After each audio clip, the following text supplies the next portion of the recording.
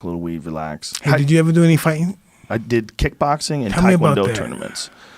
I was pretty good at taekwondo. I won a bunch of state championships and won a few national tournaments. When did you know you wanted to get physical with another human being and do this stuff? Because you can't be in right frame of mind to want to do this stuff. No. You gotta realize that.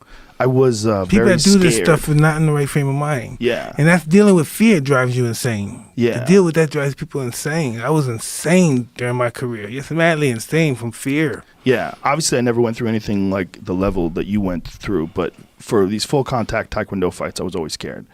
And but I was scared before that. I was bullied. I moved around a lot. I was a little kid. I was never very big, and we moved from New Jersey to San Francisco when I was 7, from San Francisco to Florida when I was 11, Florida to Boston when I was 14 or 13.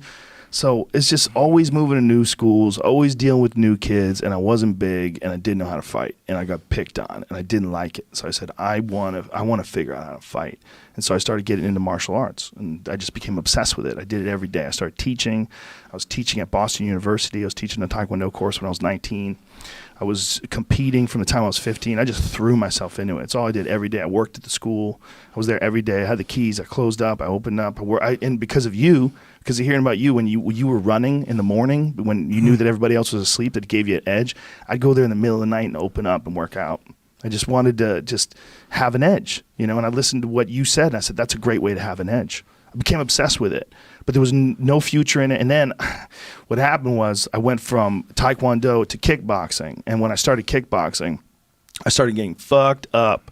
Dudes were beating the shit out of me because I was realizing, like, I can't keep people at the same distance anymore because I didn't know how to use my hands properly. Like, I knew how to throw some punches a little bit from taekwondo, but it's not nearly as sophisticated as boxing or kickboxing.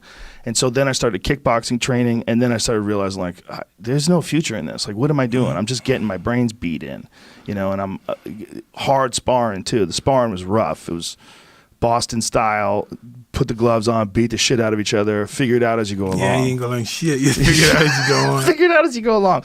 So a lot of headaches, and but it was hard for me to shut that part of me off, the part of me that just wanted to conquer, the part of me that just wanted to win all the time, to figure out a way to be more intense, more driven, more focused.